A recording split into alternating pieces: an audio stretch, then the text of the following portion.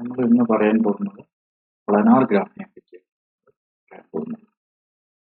Planar graph എന്ന് പറഞ്ഞു കഴിഞ്ഞാൽ ഒരു പ്ലെയിനിൽ നമുക്ക് വരയ്ക്കാൻ പറ്റുന്ന ഗ്രാഫ്. കണ്ടീഷൻ ഉണ്ട്, അതിൻ്റെ എഡ്ജുകൾ ഇന്റർസെക്ട് ചെയ്യണം. A graph G is said to be planar if it can be drawn on a plane or sphere so that no two edges cross each other at a non-vertex point. Vertex അതിന് എന്താണ് cross ചെയ്യുക അല്ലെങ്കിൽ intersect ചെയ്യുക ഒക്കെ ചെയ്യുക. പക്ഷെ vertex അല്ലാത്ത ഒരു പോയിന്റിലും എന്ത് ചെയ്യാൻ പാടില്ല, ക്രോസ് ചെയ്യാൻ. ഇങ്ങനെയുള്ള ഗ്രാഫിനെയാണ് നമുക്ക് പറയാം പ്ലാനാർ ഗ്രാഫ് എന്ന് നമ്മൾ പറയാം. ഇതിൻ്റെ ഒരു എക്സാമ്പിളാണ് ഈ താഴെ കൊടുത്തേക്കുന്നത്. ഇത് ആക്ച്വലി ഒരു പ്ലാനാർ ഗ്രാഫ് ആണ്. അതിനെ ഒരു ഡ്രോ ചെയ്ത് നോൺ പ്ലാനാർ ഇതാണ് ഇന്റർസെക്ട് ചെയ്യാന്ന് ഉദ്ദേശിക്കുന്നത് കേട്ടോ. പ്ലാനാർ ഗ്രാഫ് എന്ന് പറഞ്ഞാൽ ഇങ്ങനെ ഉണ്ടാവും. ഇത് പ്ലാനാർ ഗ്രാഫിന്റെ വേറെ ഒരു എക്സാമ്പിൾ ആണ്. ഇവിടെ നോക്കുക, ഈ രണ്ട് എഡ്ജുകളെ പുറത്തേക്ക് കൊണ്ടുവന്നു. ഇവിടെ ഒരു വെർട്ടെക്സ് ആണ്. അതായത് ഇവിടെ നോക്കുക, ഈ ഗ്രാഫില്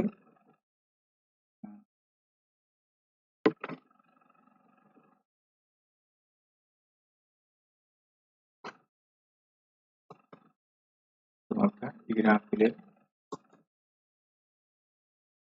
ഈ രണ്ട് എഡ്ജുകളെ, ഈ എഡ്ജിനെ ഈ വെർട്ടെക്സ് നോക്കുക, ഈ രണ്ട് വെർട്ടെക്സിനെയും പുറത്തേക്ക് മാർക്ക് ചെയ്തു. ഇങ്ങനെ ഇവിടെ വരച്ചു. ഇവിടെ നിന്ന് ഇവിടെ നമ്മൾ കൊണ്ടുവന്നു. എന്നിട്ട് നമ്മൾ എന്ത് ചെയ്തു, ഈ എഡ്ജിനെ നമ്മൾ ഇങ്ങനെ വരച്ചു. അതുപോലെ തന്നെ ഈ എഡ്ജിനെ ഇങ്ങനെ വരച്ചു. ഇവിടെ എങ്ങനെയാണ് സംഭവിച്ചിട്ടുണ്ടാവുക, ഇവിടെ നമ്മൾ ഇങ്ങനെ വരച്ചു.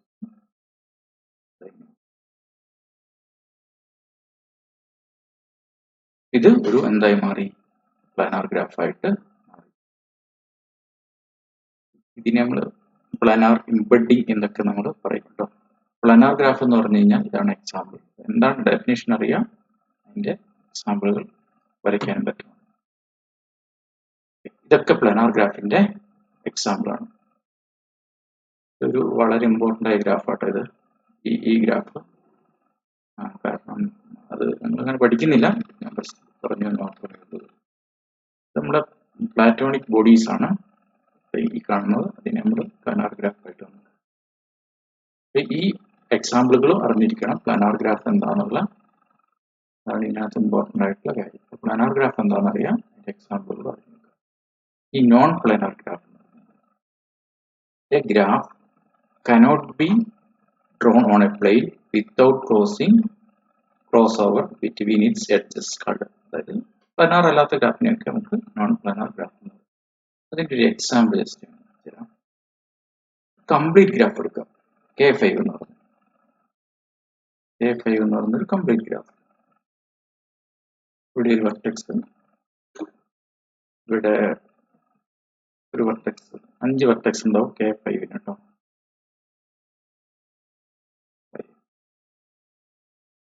ഈ ഗ്രാഫിന്റെ പേര് K5 എന്നായി.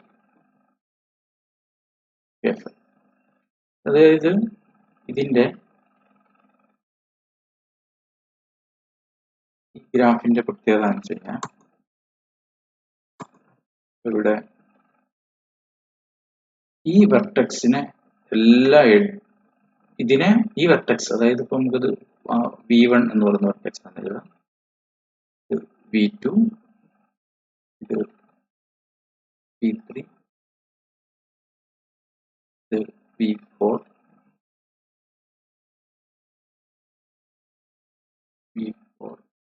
V5, 5 വെർട്ടെക്സ് ഉള്ള ഗ്രാഫ്. V5 ആണെന്ന് കരുതുക. ഇവിടെ ഒരു പ്രത്യേകതയുണ്ട്.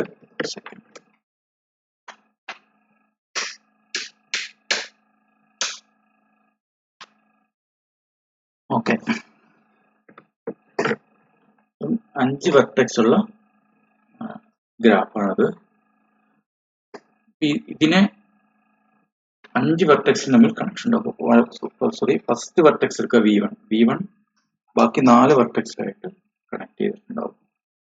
ഇവിടെ ഒക്കെ ഇതുമായിട്ട് കണക്ഷൻ ഉണ്ടാവും, ഇതിന് ഇതുമായിട്ട് കണക്ഷൻ ഉണ്ടാവും, ഇതിന് ഇതുമായിട്ട് കണക്ഷൻ ഉണ്ടാവും. ഇതിൻ്റെ എടുക്കുകയാണെങ്കിൽ താങ്ങി വരും. അത് വരയ്ക്കുന്നു മാത്രമേ ഉള്ളൂ ഇവിടെ. അതായത് ഇതിന്റെ വെർട്ടെക്സ് ഡിഗ്രി എന്ന് പറയുന്നത് 4 ആയിരിക്കും. ഇവിടെ 4 വന്നു, ഇവിടെ 4 ആയി, ഇവിടെ 3 ഉള്ളൂ. അപ്പൊ ഇത് തമ്മിൽ കണക്ഷൻ ഉണ്ടാവും. അപ്പൊ അല്ല, വെർട്ടെക്സിന്റെ ഡിഗ്രി 4 ആയി. ഇതാണ് കംപ്ലീറ്റ് ഗ്രാഫ് വിത്ത് 4 വെർട്ടെക്സ് എന്ന് പറയുന്നത്. ഇനി ഇതിന് നമ്മൾ ഇതിന്റെ പ്ലാനാർ ഗ്രാഫ് വരയ്ക്കാൻ നമ്മൾ ശ്രമിക്കുകയാണ് നെക്സ്റ്റ്. അപ്പൊ നമ്മൾ എന്ത് ചെയ്യുന്നു, നേരത്തെ പോലെ തന്നെ നമ്മൾ 5 വെർട്ടെക്സുകൾ മാർക്ക് ചെയ്യുന്നു. 1 2 3 4 5 E1 E2 E3 E4 E5. അത് നമ്മൾ ഇതെല്ലാം നമുക്ക് സിമ്പിളായി വരയ്ക്കാൻ പറ്റുന്ന എല്ലാം നമ്മൾ വരയ്ക്കുന്നു.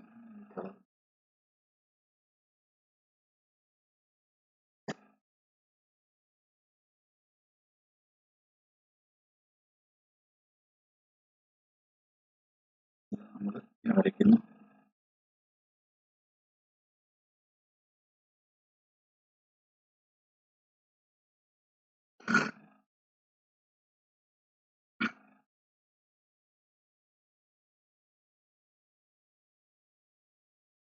ഇതിന്റെ കളർ ഇത് തന്നെയായിട്ട്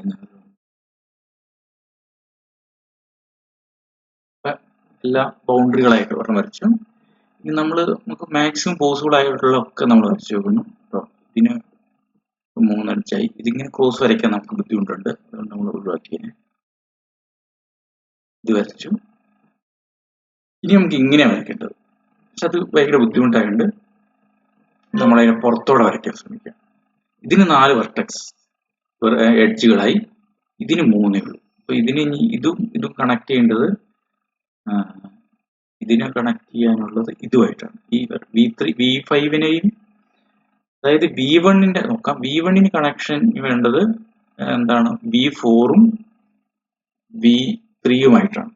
നമുക്ക് അത് രണ്ടും വരയ്ക്കാൻ പോകുന്ന നോക്കാം.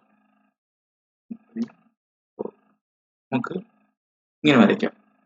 V4 എന്ന് പറഞ്ഞ് ഇങ്ങനെ വന്നുകൊണ്ടാണ്.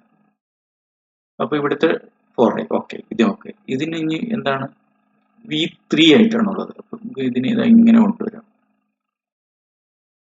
ഇവിടെ. അപ്പം ഇതിന് ഡിഗ്രി 3 ആയി. ഇനി ഒറ്റൊരു എഡ്ജേ ഉള്ളൂ, ഇതിനെയും അതായത് V5നെയും V3നെയും കണക്ട് കൊണ്ട് നമുക്കൊരു എഡ്ജ് വരയ്ക്കണം.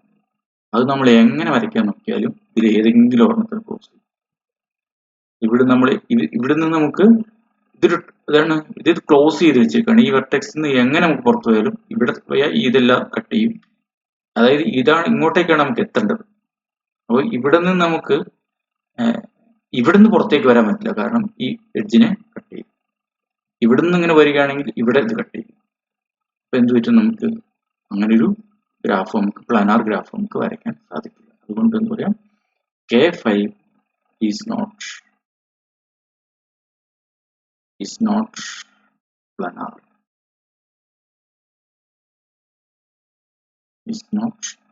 നമുക്ക് പറയാം. ഇനി ഇതുപോലെ K33 എന്ന് പറഞ്ഞ ഗ്രാഫ് ഉണ്ട്. അത് ബൈപാർട്ടേറ്റ് ഗ്രാഫാണ്. ഞാൻ പറഞ്ഞു പോകാം. K33 നിങ്ങൾ ജസ്റ്റ് ഒന്ന് ചെക്ക് ചെയ്ത് നോക്കിയാൽ K33 എന്ന് പറയുന്ന ഗ്രാഫ് ഇങ്ങനെ ഉണ്ടാവുക.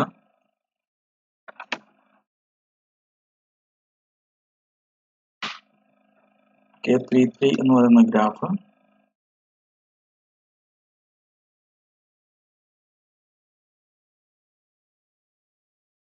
ഇങ്ങനെയായിരിക്കും ഉണ്ടാവുക.